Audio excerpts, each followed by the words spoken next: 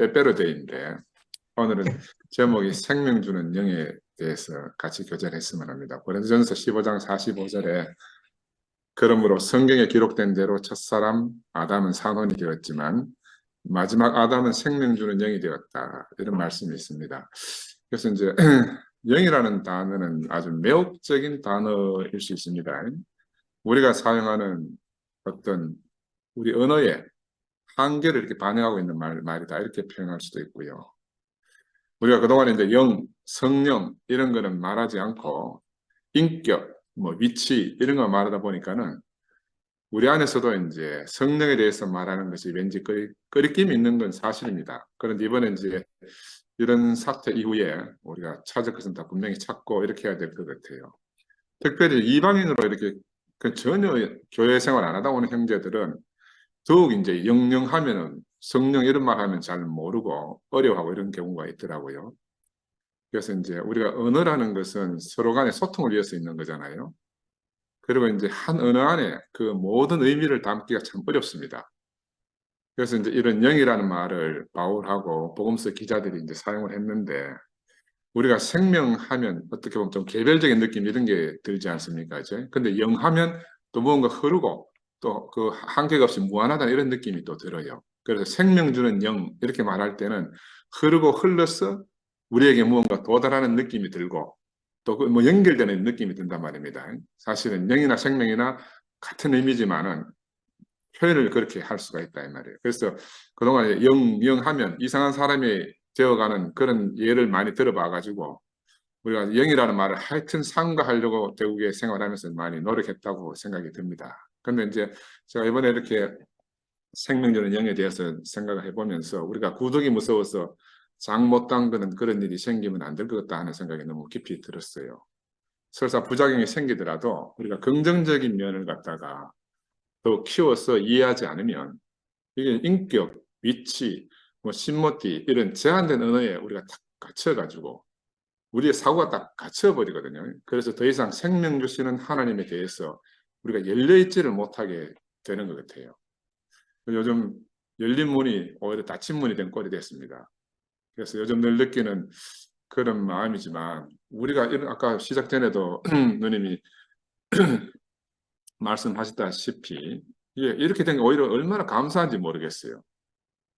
우리가 모든 것에 대해서 열려 있어 가지고 하나님이 인생에 주신 그 모든 것을 남김없이 추수하는 기회가 저희들에게 새롭게 주어진 것 같다. 저는 그런 생각이 너무너무 들었습니다. 그래서 오늘은 그동안 서로 이제 허심탄회하게 나누지 못하던 이 영이라는 것에 대해서 함께 말씀을 나누고자 합니다.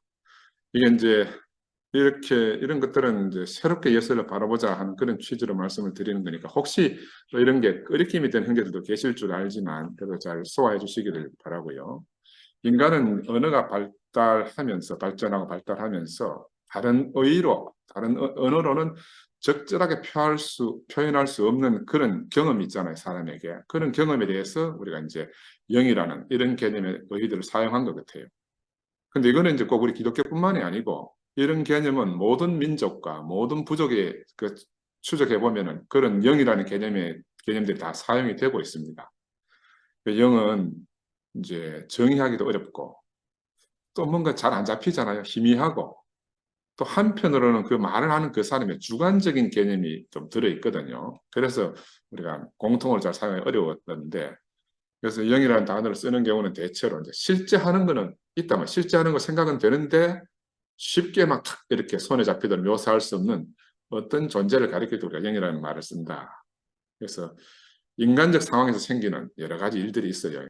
어떤 말로도 표현하는데 불만족스러운 어떤 그런 것이 있는데 그것을 표현하려 하다 보니까 영이라는 말을 쓰게 되고 영이라는 말을 쓰면 우리가 뭔가 알지 못하는 미지의 세계를 이렇게 모험해가는 그런 느낌도 듭니다. 참 어려운데 표현하기가.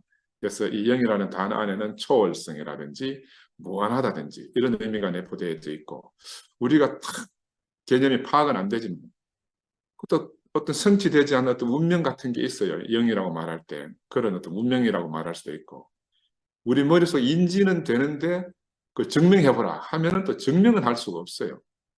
그죠? 그래서 그런 이런 개념의 어떤 실제 이런 것들도 영 안에 포함되어 있는 그런 뜻이다. 이렇게 말씀드릴 수가 있습니다. 그래서 우리 인생을 살면서 우리 경험하는 거룩한 순간들이 있잖아요. 우리 자신이 각자가 체험하는 자신의 하나님 체험들이 있습니다. 이런 우리가 파악할 수 있는 우리 사람의 한계 아니야. 사람이 인지하는 세계 너머에 뭔가 그 세계를 우리 살짝 엿봤다고 말할 수 있는데 그런 것들 표현할 때는 영이라는 단어 말고는 이렇게 표현할 방법이 없는 거다. 그래서 이제 인류 보편적으로 그런 의미에서 영이라는 단어를 쓰고 있습니다. 그래서 옛날 옛적의 옛 사람들은 움직이고 있는 것들은 살아있는 모든 것들에 영이라는 걸 갖다 붙였습니다. 영이 옛날 사람들 모든 만물에 영을 다 갖다 붙였어요. 그래서 우주 가운데에 수많은 모습들에서 나타나는 어떤 하나의 힘이 있다. 이런 생각을 들어가지고 자기들은 이제 영이 가득 찬 세계 속에 살고 있다. 이런 생각을 하게 됐거든요. 원시시대 사람들은. 그래서 만물에 수많은 정령들이 깃들어져 있다. 이런 생각을 하고 살았단 말입니다. 근데 보이지는 않고 그 정령들이 실제하고 있는 것으로 여겨지니까 야, 이게 인생의 외부였어. 사람들이 이제 자연과 함께 살다가 자연에서 딱 떨어져 나고 독립된 사고를 하게 되면서 이런 영이라는 개념이 생기는 것 같아요.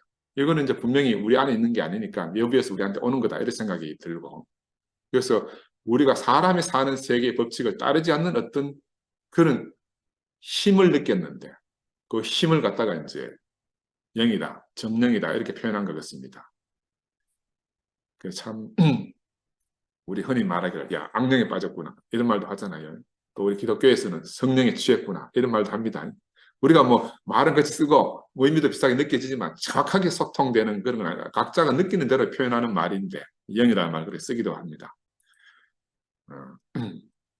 그래서 옛날 고대 히랍 세계에서도 만물의 구성 요소를 갖다 흙, 공기, 물, 불 이렇게 네 가지 구성으로 되어 있다 하지만 여기에도 영이 있다고 이렇게 히랍 사람들 생각을 했어요.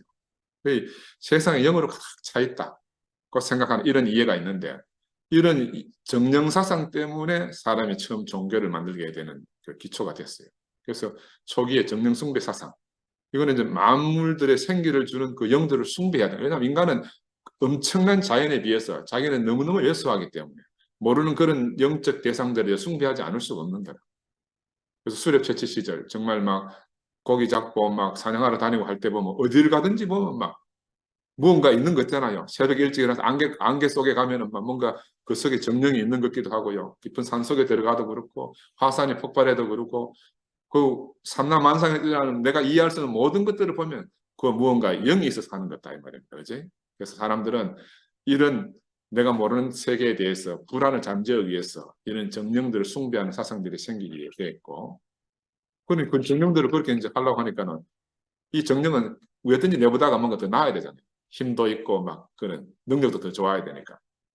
또 한편으로는 그래서 이제 초자연적인 사상이 나온 거다. 우리가 생각할 수 있는 그런 법을 벗어나는 어떤 능력과 힘이 있다는 이런 초자연주의 사상들이 나오고 그래서 이제 한참 후대에 가서는 그런 정령 사상이 발달해가지고 신도 만들어내지 않습니까? 속칭 이렇게 말하더라고. 사람이 신을 만들면 사람 비슷한 신을 만들고 기린이 신을 만들면 기린 비슷한 신을 만든다. 결국 신들이라는 개념들은 우리 어떤 생각이 투영돼서 만들어진 대상이다. 이제 이런 것들도 있어요. 그래서 그렇게 신들을 창조했더라도 우리처럼 제한받으면 안 되잖아. 우리와 비슷하지만 우리처럼 제한이 없는 대상을 신이라 이렇게 명명한 거죠. 이런 수렵채취 시절에 정령숭배 종교가 나타나가지고 그 사람들, 그 시대 사람들의 불안감을 이렇게 잘 다독거려줬다 생각해서 그래 종교가 그런 의미에서는 참 좋은 역할을 한 것 같아요. 그래서 우리 기독교 안에서 말하는 성령도 아마 이런 고대 어떤 그런 오랜 인류 역사에서 이렇게 흘러나왔던 어떤 그런 개념들이 어떤 잔재가 우리 안에도 이렇게 흘러 들어오지 않았나 이렇게도 볼 수는 있겠다 저는 생각이 들고요. 근데 이제 제자들이 예수를 이제 영의 사람이라 이렇게 불렀다고 합니다. 우리 성경 안에서. 그 첫 번째 바울이 그런 편지를 썼습니다. 예수의 복음이 능력과 성령으로 오셨다. 어떻게 우리에게 기쁨을 주는 분으로 데살로니가전서에 그렇게 나와요. 데살로니가전서 1장 5절 6절 제가 프린트물에 드렸는데 이는 우리 복음이 너희에게 말로만 이른 것이 아니라 또한 능력과 성령과 큰 확신으로 된 것입니다. 바울도 아마 고민을 참 많이 했던 것 같아요. 자기가 만난 예수는 너무너무 놀라운 분이고 근데 자기 안에 있는 유대교 전통 안에 있는 그런 언어로만 표현하려고 표현이 안 되는 거라. 표현이 안 돼요. 그래서 이런 언어들을 쓰지 않았겠나 싶습니다. 그래서 마찬가지 데살로니가전서에 보면 성령을 소멸치 말라 이런 말도 있고요. 예수의 영이 그들의 영을 흠없고 완전하게 지켜주기 위한 것으로 묘사하는 그런 장면도 나옵니다. 성경 안에. 그런데 이제 데살로니가전서 이후에 1년 뒤에 갈라디아서에 쓰는데도 또 그렇게 썼어요. 율법과 그 영이 다 하나님의 선물이긴 하지만은 그 영이 우리에게 생명과 온전함을 주었다. 그러니까 율법보다 더 영이 더 강력하게 바울이 추종하고 있는 그런 것들을 성경 기절에서 볼 수가 있습니다. 그 다음에 또 이제 고린도전서에 가서 보면은 AD 54년에서 56년 사이에 영을 새로운 차원으로 발전시키는 여기 참 중요한 것 같아요. 영이 모든 것을 살피며 하나님의 깊은 경륜까지 살핀다 이렇게 말하고 있거든요. 그러니까 영이라는 것에 우리 사람의 깊은 심층의 어떤 차원을 말하기도 할 뿐만이 아니고 하나님의 깊은 심층적 차원이다. 이건 심층 안에서 서로 연결된다는 이런 이제 의미를 바울이 이제 살짝 그렇게 흘리고 있는 것 같아요. 그래서 하나님의 영과 똑같은 영이 우리를 소개되다. 우리도 지금 임의로 막 그렇게 씁니다. 우리 영 하면서 그런 말을 쓰는데 우리 지금 제가 개념을 정리 한번 해보자 하는 거예요. 이거는 이제 하나님과 인간 사이에 어떤 통일성이 있다는 말이야. 영이라는 의미에서. 근데 이 통일성 있는 영이라는 단어를 선택해서 적절하게 은유로 표현할 수 있는데, 은유적으로.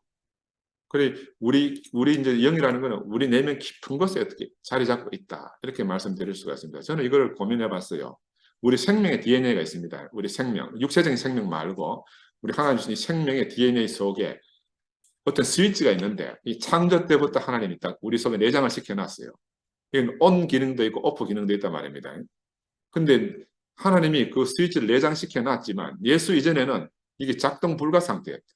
예, 작동 불가 상태로 버려져 있다가 예수의 영이 우리에게 딱 와가지고 우리 경험되면서 그때부터 우리들 안에서 정상적인 작동 상태가 가능해졌다. 온이 됐다. 스위치 온이 됐다는 거죠. 그래서 하나님과 우리가 그 영 안에서 하나가 딱 되는.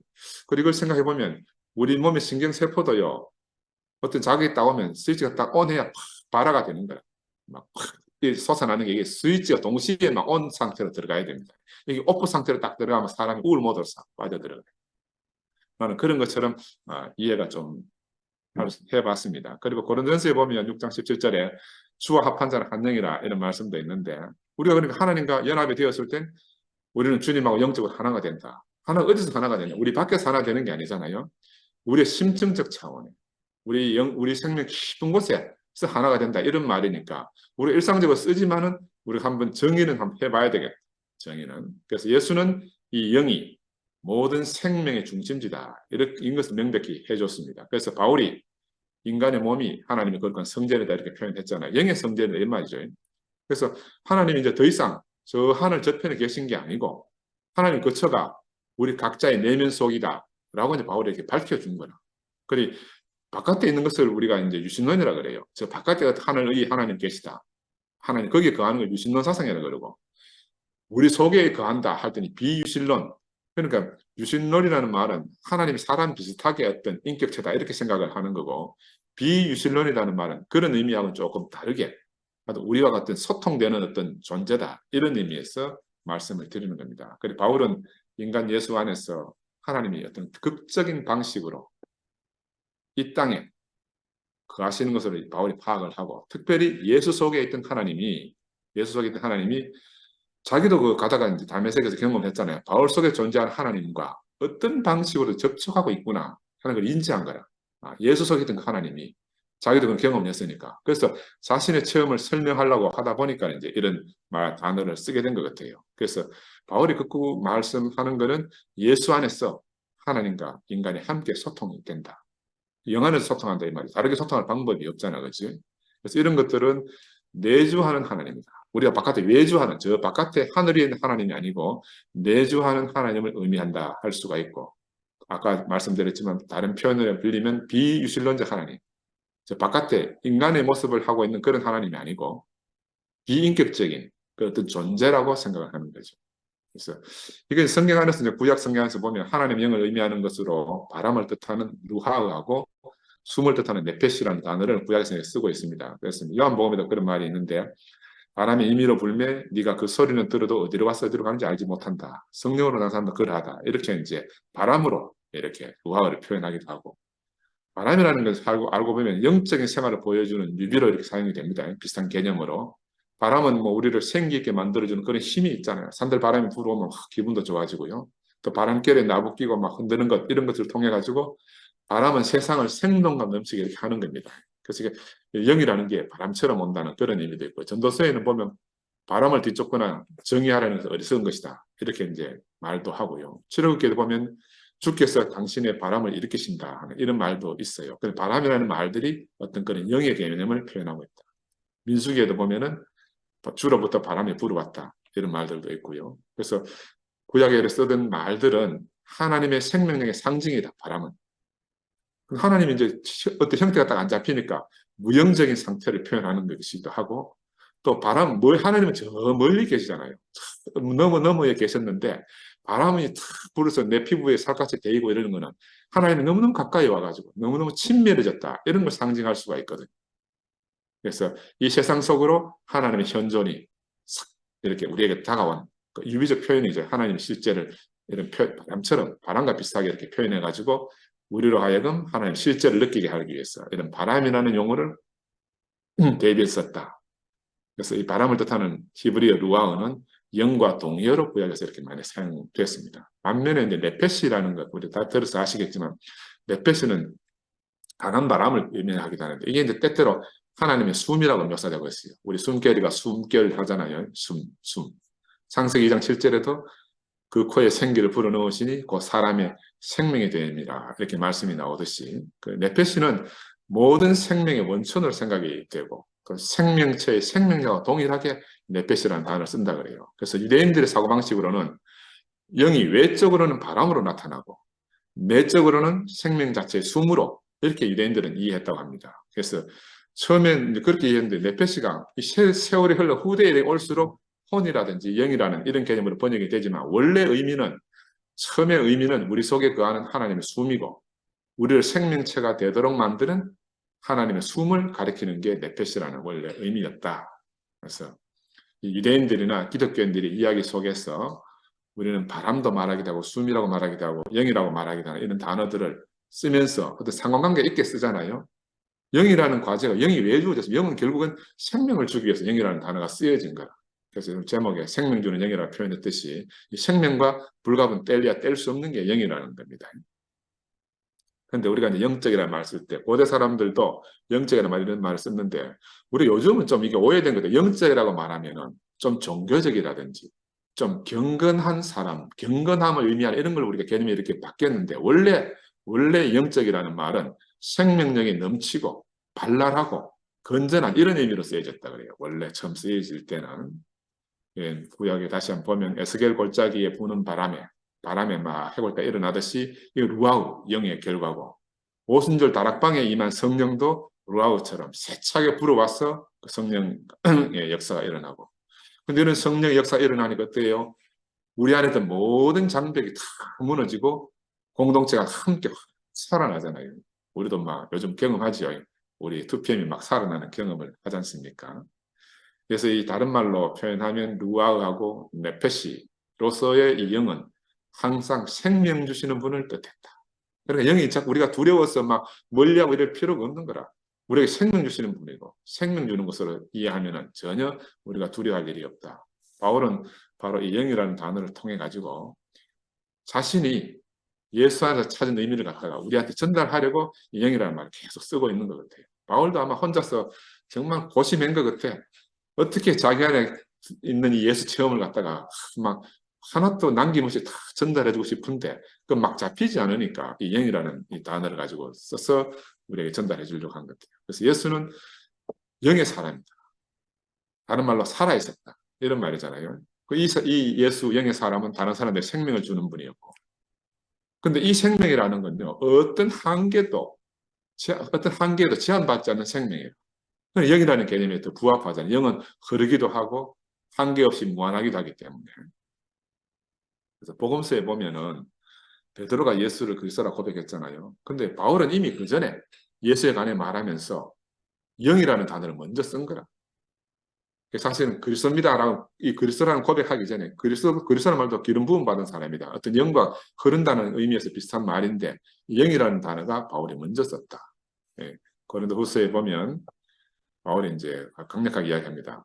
5장 16절에 보면은 그러므로 우리가 이제부터는 아무 사람도 육체대로 알지 아니하노니 비록 우리가 그리스도도 육체대로 알았으나 이제부터는 이같이 알지 아니하노라. 이게 바울의 강력한 메시지잖아요.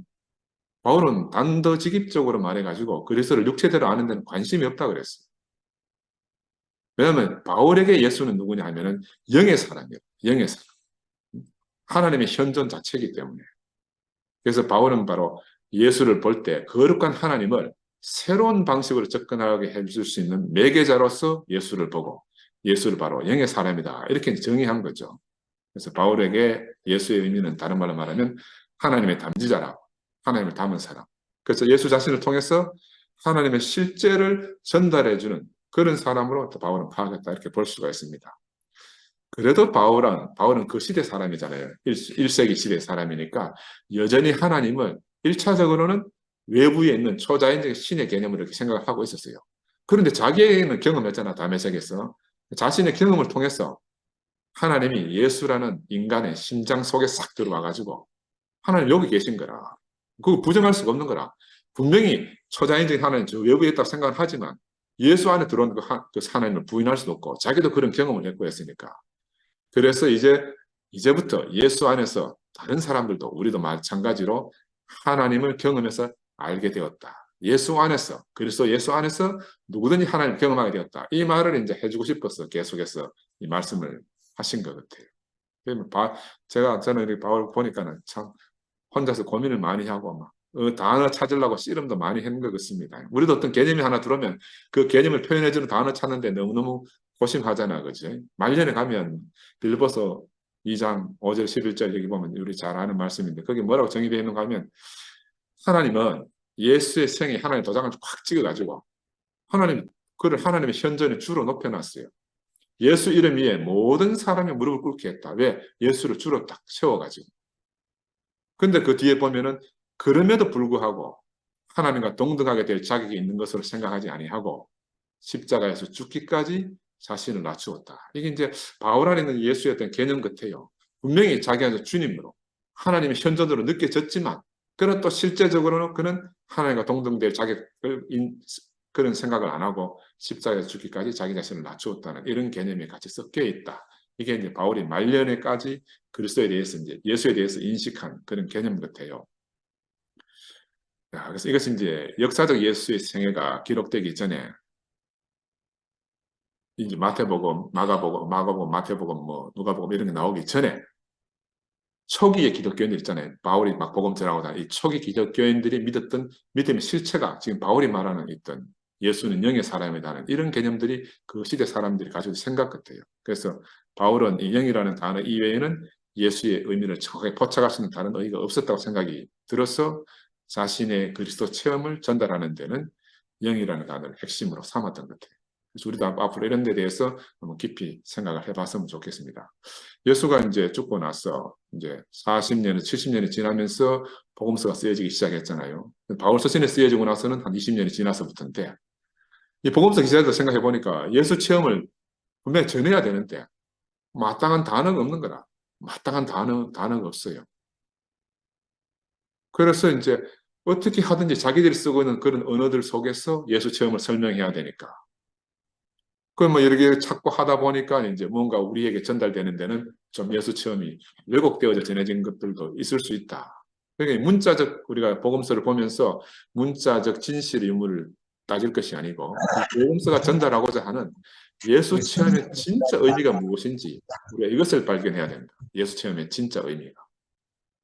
이 복음서 기자들이 그 단어를 쓸 수밖에 없었던 그 체험을 우리가 발견하는 게 너무너무 중요하고 그래서 다른 말로 말씀을 드리면 복음서 본문을 하나님의 계시, 그 계시와 동일시하면 안 된다. 왜? 복음서는 예수를 전달하는 전달자가 쓴 거잖아요. 그러니까 전달자와 전달 내용을 동일시하는 우리를 보면 안 된다. 지금 우리가 어떤 문제에 봉착했습니까?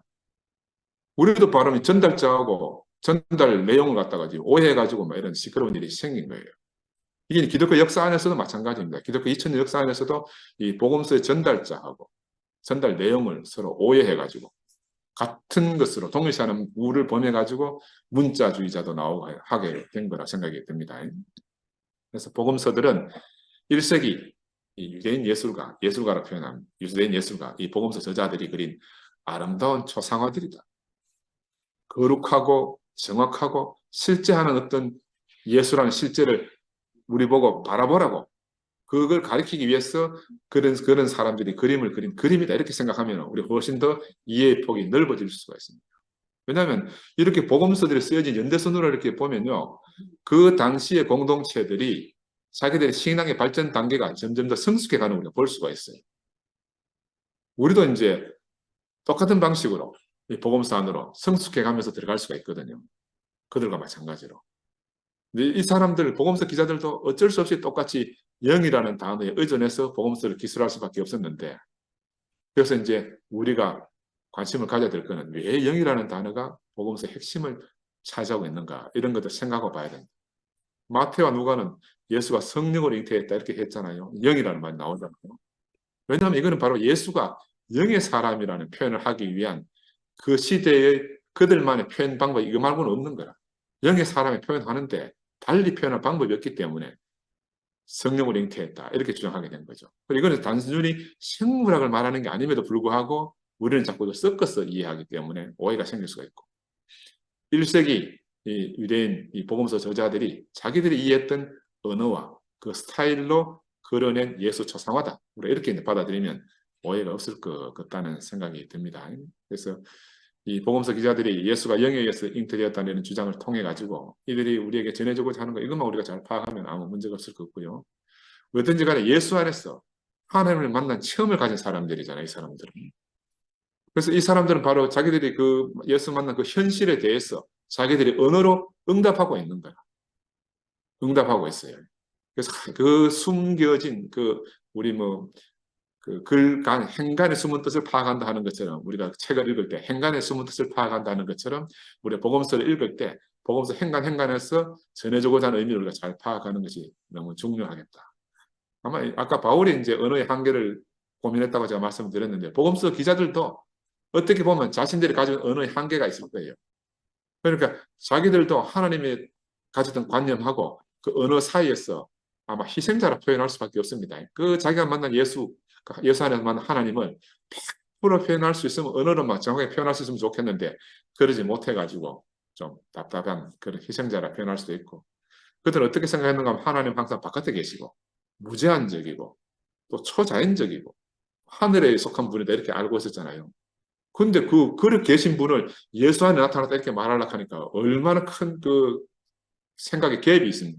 갭이 있잖아요. 그죠? 그래 어쩔 수 없이 출생 이야기를 통해 가지고 이 예수를 다르게 표현할 수밖에 없었다. 예수 안에서 자기들이 경험했던 이 초월적이고 너무너무 거룩한 것. 이런 것들은 하나님만이 창조할 수 있는 그런 특성인데, 야, 이걸 예수 안에서 봤으니까 이거 어떻게 감당이 되겠어요? 예수 안에서 만난 이 하나님의 특성인데. 그래서 이걸 갖다가 인간이 스스로 만들어낸 능력이 아니다 라고 말하려고 하다 보니까 그런 단어를 썼다. 그러나 예수는 하나님의 영의 산물임에 틀림이 없다는 걸 이분들이 말씀하고 있습니다. 그래서 나중에 성인이 되어 세례를 받는 시점에서는 마가의 첫 번째 영 이야기가 나오잖아요. 마가는 그 세례 받을 때 하늘이 쫙 갈라졌다. 그 지난번에 우리 용성님이 말씀했잖아요. 강물이 갈라지는 게 아니고 하늘의 강물이 쫙 갈라져가지고 통째로 영이 확 부어졌다 그러잖아요. 하늘의 민물과 아래물로 나뉘어진 하늘의 물이 쫙 갈라져서 막 영이 막 물처럼 쏟아졌다는 거야. 그래 무언가 그런 걸 표현하고 싶은 거죠. 예수는 영의 사람이다. 예수는 하나님의 현존이다. 이런 걸 표현하려고 하다 보니까 이런 의미로 쓴 것 같아요. 이런 걸 썼고. 그래서 마가는 이제 그 의미가 뭐냐 하면은요, 예수 세례 이야기를 하면서 밑에 물만 가르는 게 아니고 하늘의 물도 가르는 사람이니까 이 사람은 누구하고 같나? 모세가 홍해를 갈랐잖아요. 그러니까 하나님의 종 모세가 인간 역사에 처음 나타나는 순간에 이스라엘 백성들에게 정말 자랑할 만한 일이잖아요. 근데 이 모세 이야기를 갖다가 예수에게 싹 끌어와가지고 이걸 미드라시 용법이란 말인데, 미드라시 용법 그렇게 서로 연결시킨 거라. 그래서 예수와 모세를 딱 대칭시켰어. 물에서 나왔다 하니까 물에서 건져진 모세도 생각할 수 있고요. 하늘이 쫙 갈라졌다 하니까는 홍해를 쫙 갈라진 그런 모세의 기적도 볼 수 있고, 그러니까 이런 걸 다 동원해서 지금 예수 이야기를 한 거라. 그래서 이런 표현들 밑에 예수를 통한 하나님의 체험을 말하려고 하는 그런 것들이 깔려 있으니까 우리가 이런 유대인 사상을 알아야 성경을 이해하는 데 훨씬 더 이제 쉽다. 그래서 뭐 그들이 자신들의 체험에 대해서 문자적 표현을 뭐라고 하든지 간에 우리를 손짓해 부르는 거는 뭐냐 하면 그 뒷배경에는 예수 체험이다. 예수 체험. 야, 나는 감당할 수 없는 분을 만났다. 하늘에 계셔야 될 분이 땅에 와가지고 사람 속에 나타났다 이거잖아요. 이 사람들은 야, 예수는 영으로 칵 차 있는 분이다. 그는 일생에 영에 의해서 인도를 받은 분이다. 그래서 영에 의해서 시험을 받았다. 광야로 끌려가가지고. 이런 것들이 다 무슨 말이냐. 다른 말로 표현하면은 영이랑은 또 헷갈리는지 생명에 의해서 이끌려갔다. 이렇게 말씀드릴 수 있는 거라. 하나님의 생명에 의해서 이끌려갔다. 그죠? 그래서 야, 영이나 생명이나 우리가 이제 오해 없이 이제 받아들이면 좋겠다. 그 예수를 영으로 가득 찬 분을 묘사하면서 복음서에 보면은 누가 보면은 야이로의 딸을 살려낼 때 죽은 아이를 살려낼 때 뭐라고 말했습니까? 그 아이의 영이 돌아왔다. 영이 돌아왔다 하는 말은 생명이 돌아왔다. 죽었다 살아났다 이런 의미 있잖아. 그렇지? 영은 생명과 관계되는 것이다 표현할 수 있고 마지막 예수도 죽기 전에 아버지 내 영을 아버지께 의탁하나이다. 이건 다른 말로 내 생명을 아버지께 부탁합니다. 이런 말이잖아요. 마태는 그가 숨을 거둘 때 영을 거두었다. 이렇게 표현하기도 하는 거거든요. 그래서 유대인들은 이런 영과 생명이 서로 불가불 상관관계에 있는 것으로 이렇게 이제 연결된 개념을 가지고 있었거든요. 우리도 이제 이런 개념이 있으면 훨씬 오해하지 않는데 우리가 그동안 너무너무 영을 막 억누르고 하여튼 역할을 모아도록 꾹 눌러 놔가지고 영이 사라진 시대에 우리가 살고 있었잖아요. 영이 사라지다 보니까 지금 이런 형편이 생긴 것 같아요. 요한복음에 보면 영은 생명의 원천이다 이렇게 말합니다. 요한복음 7장 29절에 보면. 그래서 우리가 인생을 철저하게 깊이 있게 완전하게 살아있는 사람을 가리켜서 영의 사람이다 이렇게 표현하지 않습니까? 그 영의 사람 어떤 사람이라고 하면 다른 사람도 그런 생명의 특성을 살 수 있게 만들 수 있는 사람. 이 사람 누구냐? 바로 하나님을 담은 사람, 하나님 생명을 담은 사람이니까 하나님 표현체다. 그래 이게 충격일 것 같아요. 외부에 참 멀리 하늘 높이 계신 하나님이 사람 속에 나타났다는 걸 경험했을 때 그 충격이 보통 충격이겠습니까? 그런데 하여튼 그 충격을 잘 소화해내 가지고 복음서를 써서 우리가 2000년 후에 우리도 예수에 대해서 이렇게 눈이 떼줄 수 있도록 해주니까 얼마나 감사해요. 그래서 예수는 끝에 제자들에게 그 영을 보내줄 것이고 이 영이 모든 것을 너에게 가르치고 너희들을 진리로 인도하실 것이다 라고 이제 이렇게 또 요한복음에 나오거든요. 부활한 예수가 와가지고 숨을 내쉬며 성령을 받을 수 있게 하기도 하잖아요. 이 숨이 바로 영과 생명과 연결되는 걸 말하는 겁니다. 이 가만 보면 있잖아요. 하나님이 창조 때에 아담에게 하신 거예요. 숨을 코에 불어넣으니 산혼이 되었더라 하는 그 하나님이 하신 일을 갖다가 지금 예수가 제자들에게 하고 있는 거라. 야, 그래 예수는 바로 새 창조라. 예수가 하는 일을 바로 새 창조를 하고 있는 거야. 그래서 이 세상에 대해서 예수가 궁극적이고 최종적인 어떤 선물을 줬는가 하면은 생명 주는 영을 주셨다. 아멘. 우리가 바로 그 생명의 영을 받아가지고 오늘 한 자리에서 한 호흡을, 한 생명을 가지고 나누고 있지 않습니까? 그렇죠? 네. 복음서 기자들이 자신들의 제한된 개념 속에서 말하고 했던 이것, 영의 사람 예수를 통해서 예수의 특정한 생애 속에서 자신들은 단지 하나님만 본 게 아니에요. 자기들 각자가 영적인 상태로 완성됐을 때 우리 안에도 어떤 모습이 생길 건가를 예수 안에서 본 거라. 그 예수가 바로 성령을 받은 모든 사람들의 운명의 초상화라. 예수를 보니까 그 나를 본 거라. 내가 장차될 내 자신인 거죠. 이게 그래 하나님이 사람 안에 계신 것도 충격이지만 그 사람이 곧 나도 그렇게 된다는 사실은 너무너무 놀랍잖아요. 그 사람은 그리 목숨을 내놓고 예수를 증거하러 가는데 온 유대와 사마리아 땅까지 이르러 자기 복음을 전하러 가는데 목숨을 내놓지 않을 수가 없을 것 같아요. 야, 이 복음서를 보니까. 근데 이렇게 놀라운 예수의 생애가 폭력에 의해 가지고 너무 일찍 끝나버렸잖아요. 야, 이것도 끔찍한 충격일 것 같고. 그렇지만 예수 안에서 체험된 하나님의 특성, 이 특성이 바로 그 제자들을 사로잡아 가지고 예수를 통해서 알게 된 그 영의 현존이 이제는 우리 속에 자기 자신들 속에 드러난 실제임을 깨달아졌잖아요. 그래 그때부터 예수로부터 그 영을 받은 사람들로서 그들은 새로운 방식으로 삶을 예수 살았을 때는 못 그랬는데 예수 죽고 나서 그들은 새로운 방식으로 삶을 살게 된 거잖아요. 그래서 뭐라고 외쳤는가 하면은 예수 안에서 만났다고 믿은 이것이 바로 자신들 안에서 똑같이 발견되는 거라.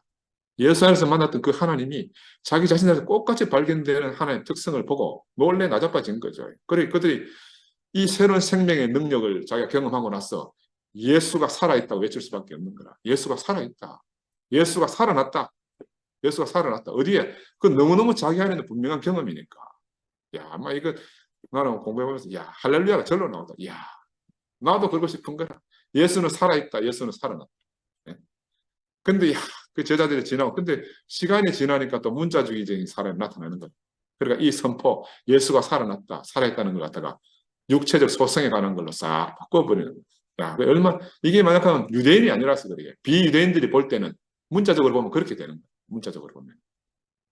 그래서 불가피하게 하나님과 영에 대해서 제한적 인간 단어들 중에서는 영 말고는 달리 표현할 방법이 없는 거예요. 다르게 하니까는 고마 육체가 살아났다 이렇게 이제 오해되어 버리니까. 그래서 예수의 생명을 달리 표현할 수가 그 당시에도 없을 뿐더러 지금도 그러하다. 그러니까 이처럼 영이 충만한 체험을 통해서 제자들은 죽음이 예수를 규정할 수 없다. 죽음이 예수를 가두어 놓을 수 없다. 이거 사실은 너무너무 분명하게 본 거예요. 그래서 죽은 몸을 육체적으로 가둬 놓을 수 없었기 때문에 뭐라고 기록했는가 하면 문자적으로는 빈 무덤이라고 표현한 거예요. 이거는 다른 말로 표현하면 예수를 가둘 수 없다는 거예요. 예수를 가둬 놓을 수가 없다. 근데 세월이 흐르니까 그것도 뭐 덧붙여져 가지고 뭐 천사들이 내려와서 무덤에 돌문 굴렸다 이렇게 덧붙여지고요. 그래 막 이거 보니 답답하잖아요. 그 제자들이 예수 속에 있던 그 영이 우리 자신의 삶의 본질이라는 사실을 깨닫고 나니까 천지가 진동하는 경험이 되는 거라. 그래서 그 극적인 순간을 표시하기 위해 가지고 지진이 온 세상을 뒤흔들었다. 온 세상을 뒤흔드는 게 아니고 자기 자신을 뒤흔든 거죠. 제자들 자신을 갖다가 천지를 진동하게 만드는 거라. 이 무덤으로 나와서 무제한적 자유를 누리고 막 인간의 삶을 얽어매는 온갖 장벽을 막 철창으로 부셔버리는 이 영의 사람 예수가 막 끊임없이 자기를 통해서 나타나잖아요. 근데 마침내 이 제자들 한 사람 한 사람 개인적으로 하나님의 성령을 그들에게 부어준 분으로 예수를 탁 인식하기 깊은 인식으로 제자들이 깨닫게 된 거예요. 그래서 나는 이거 말씀 준비하면서 막, 야, 뭐, 너무 놀래 나자빠지겠더라고. 야, 하늘 어디에 계신다는 이 유실론적 이미지가 막 싹 사라져 버렸어요. 영이라 불리는 하나님이 우리들 속에 있는 거라. 우리 안에, 우리들 속에.